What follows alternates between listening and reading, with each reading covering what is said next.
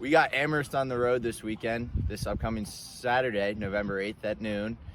We'd love to have you make the trip out and cheer us on. And make sure you tune in to the Williams College Football Show on willienet.org. Go Ephs!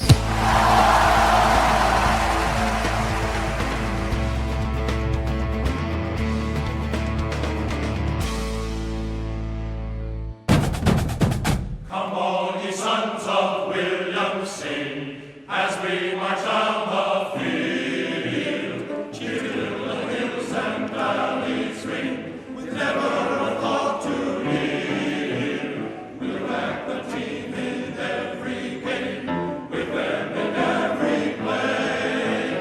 Fling out the purple hair, for once again comes William's day. Welcome to the Williams College Football Show, brought to you by the Williams Sideline Quarterback Club.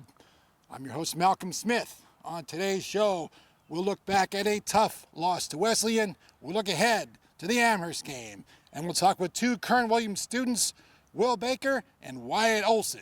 I'm joined on today's show, as always, by Williams College head coach Mark Raymond. Mark, we are glad you're here. Thank you, Malcolm. Appreciate it.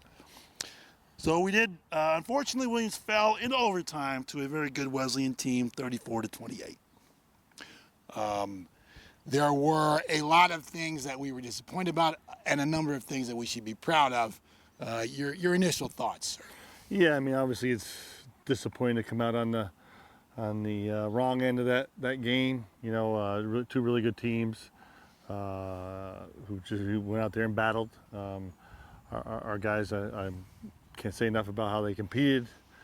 Great effort. You know, did some phenomenal things on Saturday. I said they had more plays in them at the end than we did.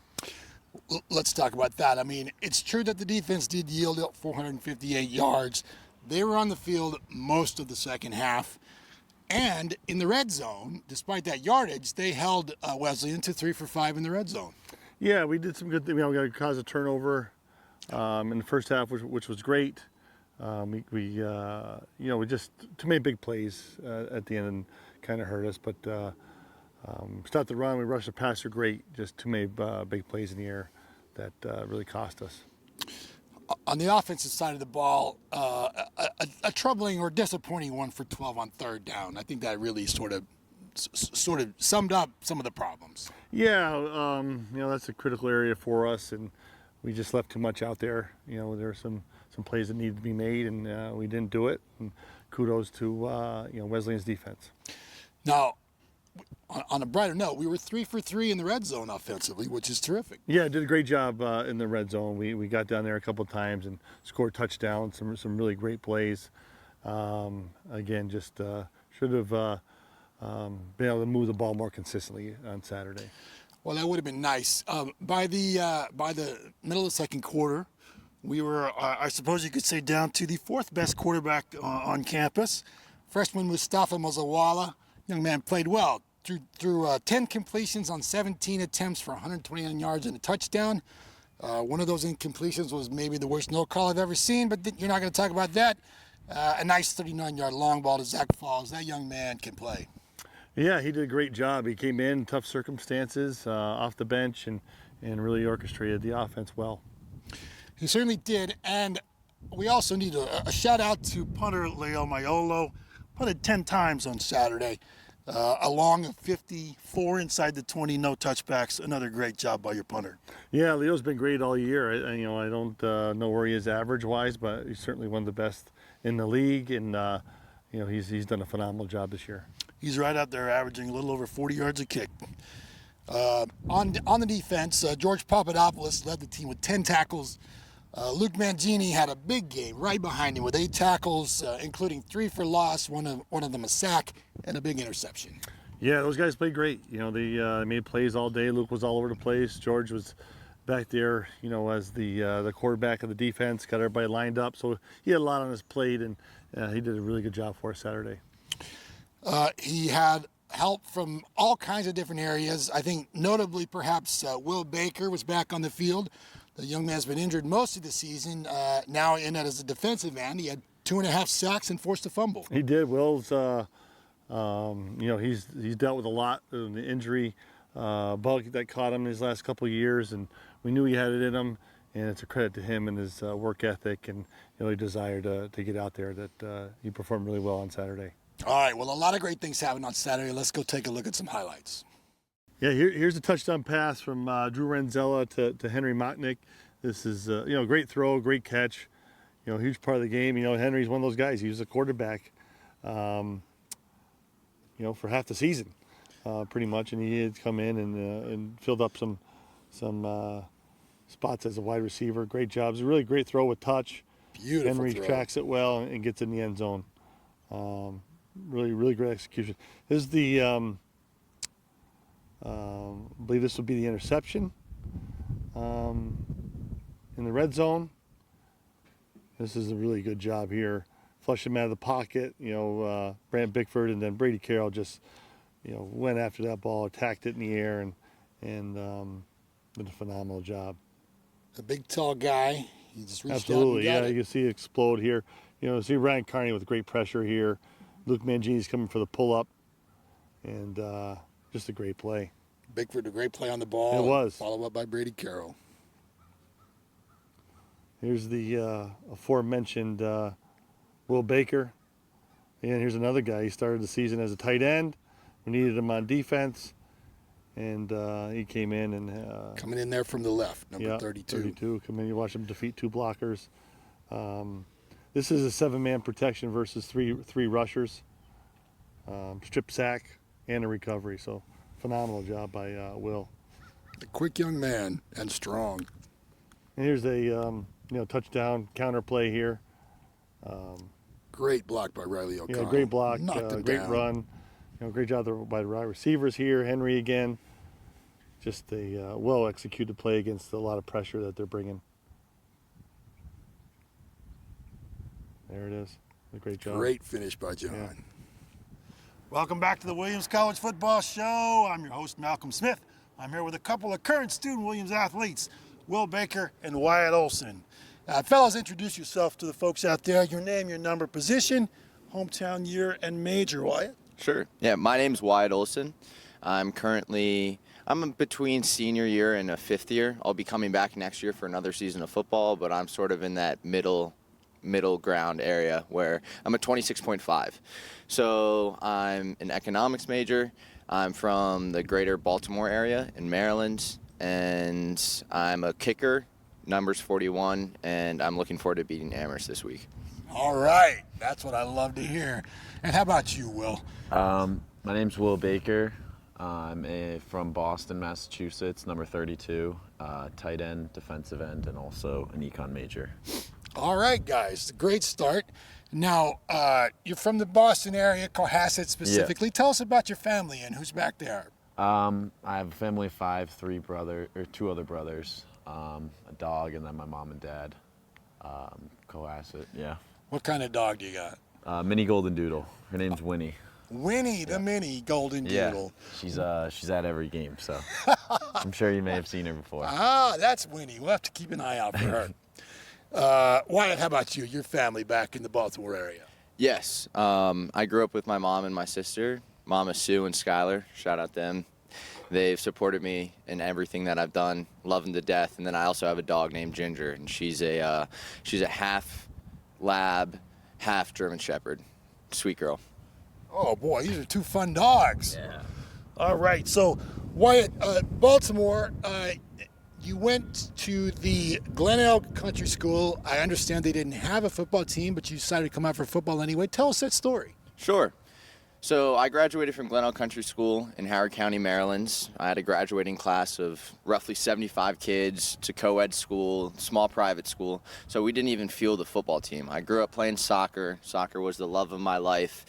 And then during COVID, one of my best friends who went to a rivaling high school with a football team sort of showed me the ropes with kicking. So recreationally, I picked up kicking on the side during COVID. There's sort of very little to do with the lockdowns. So I figured, why not just go out and kick some field goals with my friends. Shout out Drew Marson. He put me on to kicking. So Drew, if you're watching, thanks. And then I came to Williams. I was here for about a semester and a half, and I felt like something was missing in my life. I wasn't really fulfilled entirely, and I had befriended some guys on the football team. I had kept up with kicking a little bit on the side. If I'm being honest, I probably went out and kicked like maybe 5 to 10 times freshman year, just keeping the leg loose, staying ready. And a couple of my friends put me in contact with Coach Ray, Coach Miggs, and I was able to sit down, have a meeting with them, and they assessed if I was a good fit over winter study. At the end of winter study and in the beginning of spring of freshman year in 2023, and everything's worked out. That is a unique story and a good story. Thank you for sharing it with us. Quite a team this year.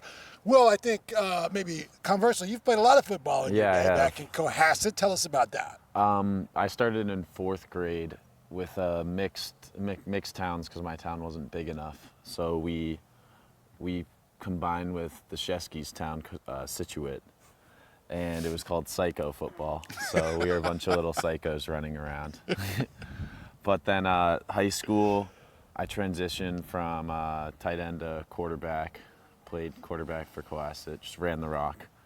Smaller school, I think we graduated with 100 kids or something, so it was a good time though. And then I came here for tight end, and I'm playing a little defensive end as well. So now you've had tell us about that. You played a lot of defensive end last week. Played really well against Wesleyan. I don't know how familiar you are with the position. To tell us a little bit about that transition. Yeah, so I got hurt during training camp and was out for 5 weeks with a pulled hamstring. And then coming back, Coach Ray and me had a talk, and he wanted me to play a little defensive end. We were getting a little low with injuries and numbers-wise in the position group. So anything to help the team, and I'm glad I could step up and wonderful. Give some effort and wonderful. give something to the program. Well, you're certainly doing a fantastic job. We appreciate your willingness there. Now, the injury that you mentioned, you were in rehab. A lot of guys have been in rehab. What has it been like with those guys? Is there a sort of a cohort of you guys that are urging each other on, and what's your rehab? Or is it a solo thing? How's that done? Yeah, I mean, injuries suck, obviously. Yeah. I think we can all attest to that, but football, obviously, that's part of the game, so you have to take it how it is. And I think it is an individual thing, but everyone on the team is dealing with injuries or they're hurt somewhere, so I think we can all come together and kind of build some unity around that. And yeah, I mean, I think the progression to getting healthy is obviously individual, but it's good to have other people who are in the same boat as you, basically. Yeah.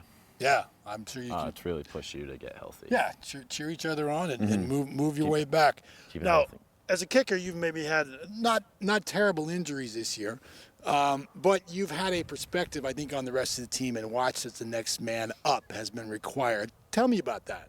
Definitely. I commend Coach Ray for facilitating that sort of next man up mentality amongst us Ephs. I think that everyone on the team understands their role and is willing to embrace it. Personally, I am. I love being a part of this team. I'm forever grateful for it, and I seek to be the best teammate possible. So whether that be pushing guys in the gym, out here during practice, trying to get morale up, on the sideline, getting people engaged. I'm willing to do anything for this team, and I think that can be contagious. And Coach Ray has instilled that in us, and yeah, I would say that's really that next man up. Very well said. You guys have really come together as a team this year through a lot of adversity, and I'm not talking about games and records. I'm talking about guys not getting able to play and having to play positions they've never played before and all kinds of amazing things. It's really been remarkable. Now, we got the Amherst game coming up this weekend. I understand, Wyatt, that you have a perspective maybe on the birth of Amherst. Can you share that with us? Sure. I just sort of always viewed them as WJC, maybe Williams Junior College. I know that the origin story of Amherst speaks to itself. If you guys aren't familiar, I'd say look it up. I think that I'll give you guys a little suspense, but I know the guys are focused. We're really focused on this week. We're coming with vengeance. We know the importance of this game, and we just want to go out there and win. Absolutely. Back in the day, we used to have hats that said "Crush the Defectors." So look it up, folks. It's a great story. A lot of you probably know it. All right, let's talk a little bit about sports. Now, we're going to talk football in a second, but if this were baseball, well, what would your walk-up song be? It took me a little bit. I think my walk-up song would be "Pipe It Up" by Migos. That'll get you going, huh? Yeah. Wyatt, it what does. about you? Do you need something to calm you down as a kicker, or maybe not? What would your walk-up song be if we were playing baseball? It would be Skrilla by Kodak Black. Okay, go right for the jugular. And on that note, I'm going to ask you both, who's the funniest guy in the locker room? Who's your funniest teammate, Wyatt? Yeah, I'll go with a freshman. We got Brant Bickford. Always have a laugh with that guy. Brick makes you laugh. How about you, Will? Funniest guy in the locker room? There's a couple. I think I would have to go with Joe or Jimmy Montesano. Big Joe or Jimmy Montesano? All right. You're going for the big guys. Can I also throw in there Billy Baker's he's you can always have a laugh with Will.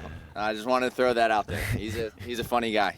We have heard that once or twice on the show this year. Will, thank you for being No problem. being there in every way for your teammates. So let's talk about other ways to have fun. Summer vacations. What's the best summer vacation you ever had, Will? I would have to say last summer I got to live on the vineyard for a little bit with one of my buddies. So that was a good time. I worked part-time landscaping and then had a remote internship, but right at Edgartown, it's a nice spot to spend the summer. Sounds like a lot of fun on the Cape on this summer last year. How about you, Wyatt? Yeah, so I studied abroad in Stockholm last spring. I loved it. It was a great time. I was able to travel around Europe a little bit, and then once my term was finished, I was able to take like a 10-day holiday break in Greece, and I went to Mykonos, which was a lot of fun.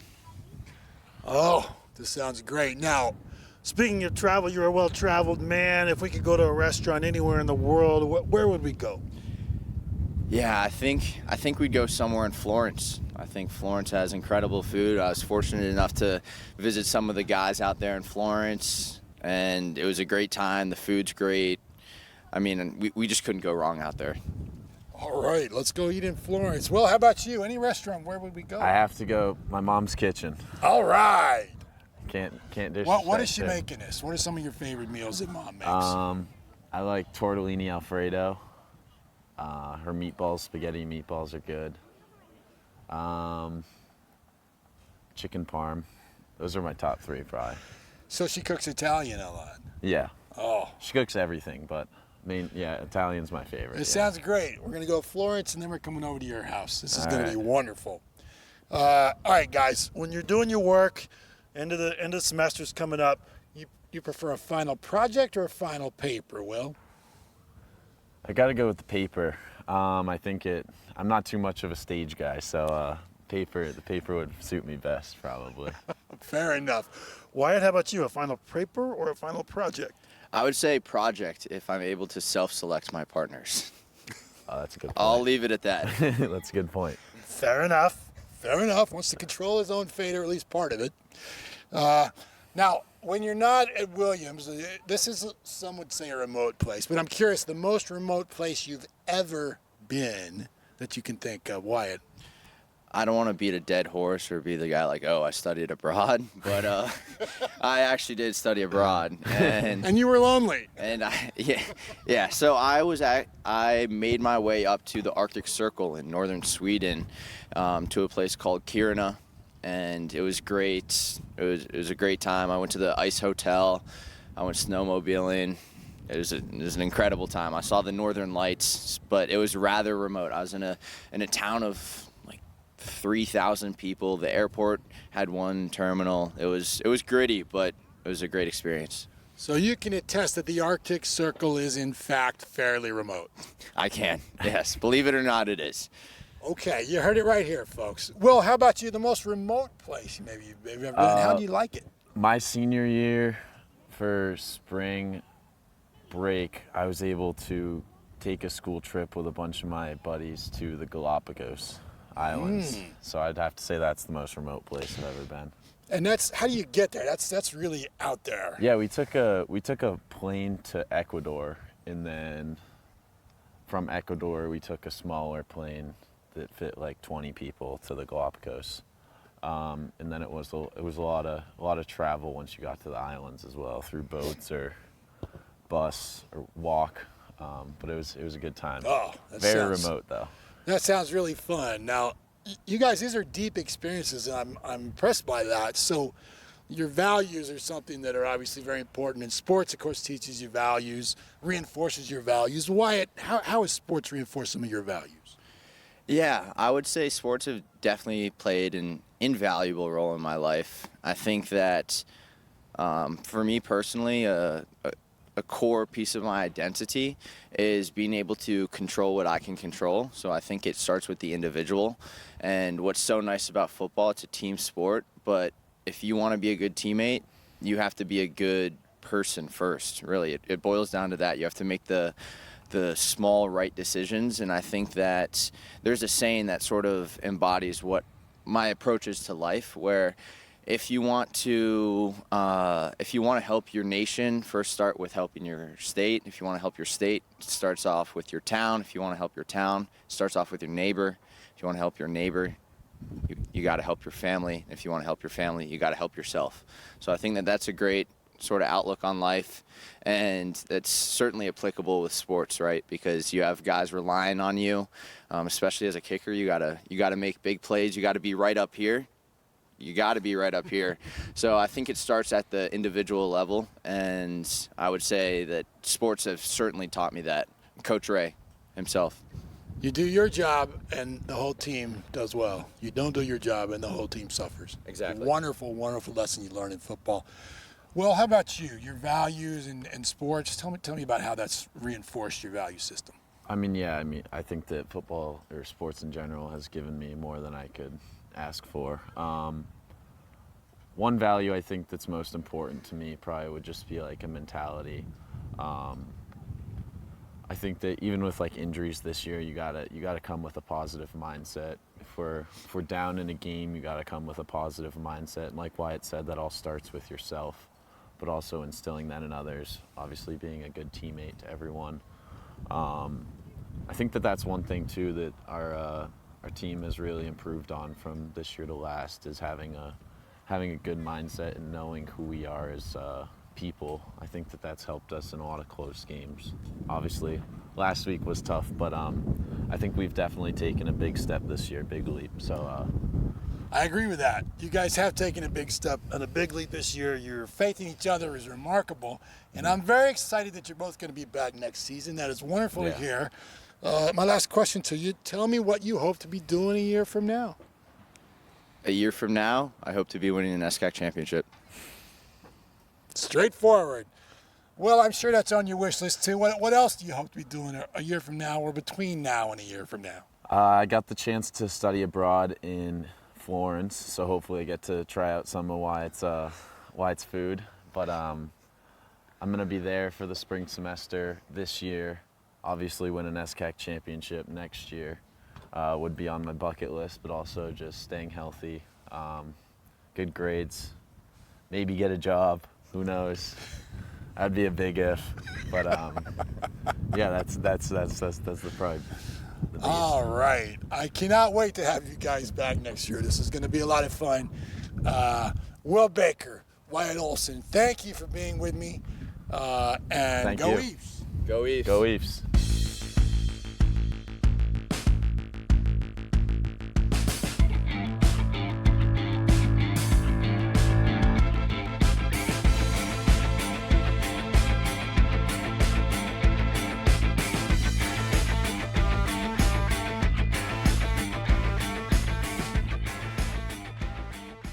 Welcome back to the Williams College Football Show. I'm Malcolm Smith here with Mark Raymond. Coach, last game of the season next week at Amherst, Pratt Field, November the 8th at 12 noon.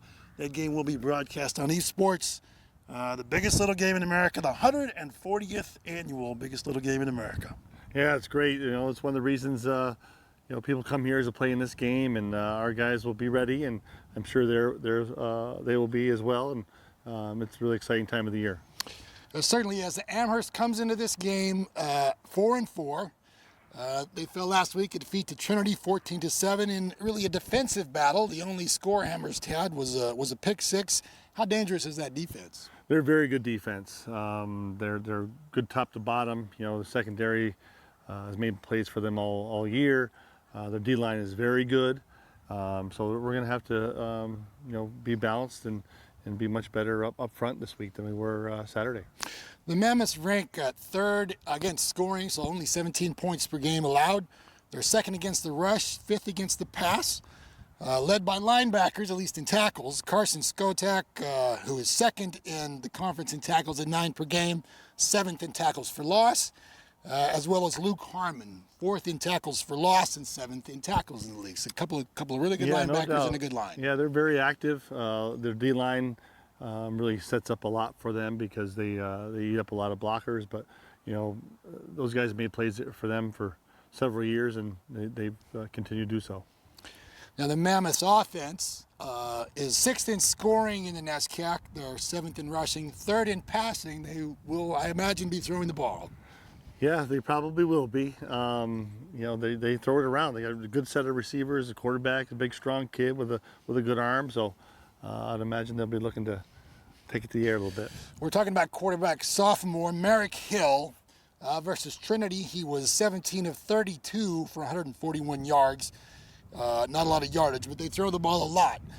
Hill's third in the conference in passing with 232 yards per game. He also runs well. Yeah, he's a very athletic kid.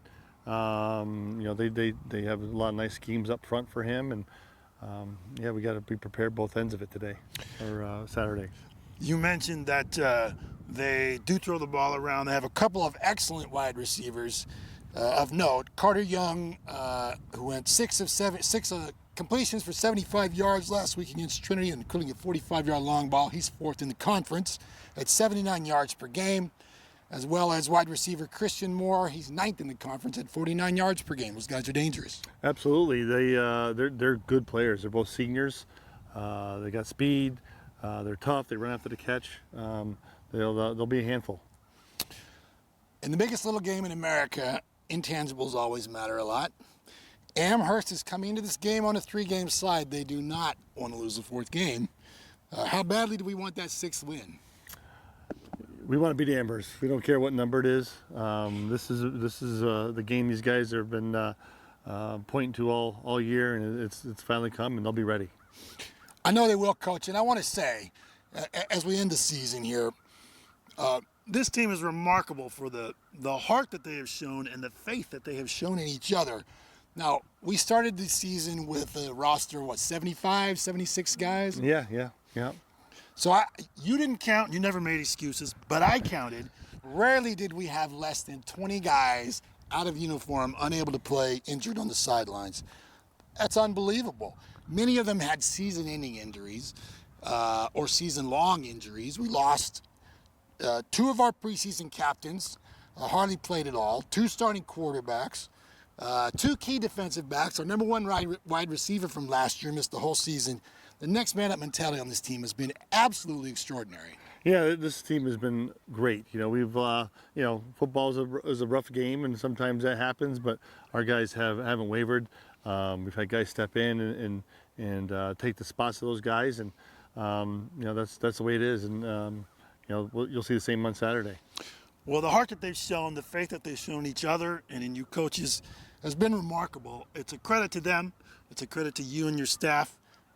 You've made all Ephs proud, and I want to say thank you, sir. I appreciate it. Thank you. All right. I also want to say thank you to our sponsor this year on the football show, the Williams Sideline Quarterback Club. I want to thank WillieNet.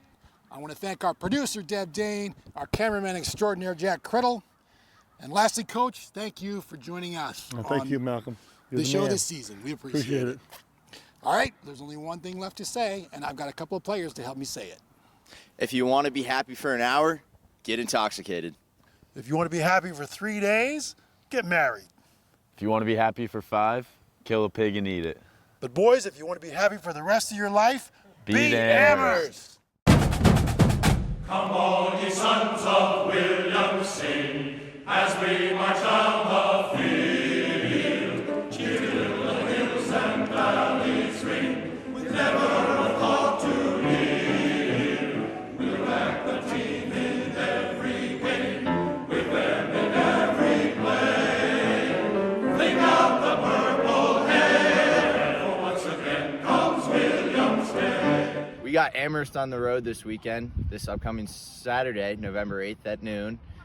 We'd love to have you make the trip out and cheer us on. And make sure you tune in to the Williams College Football Show on willynet.org. Go Ephs!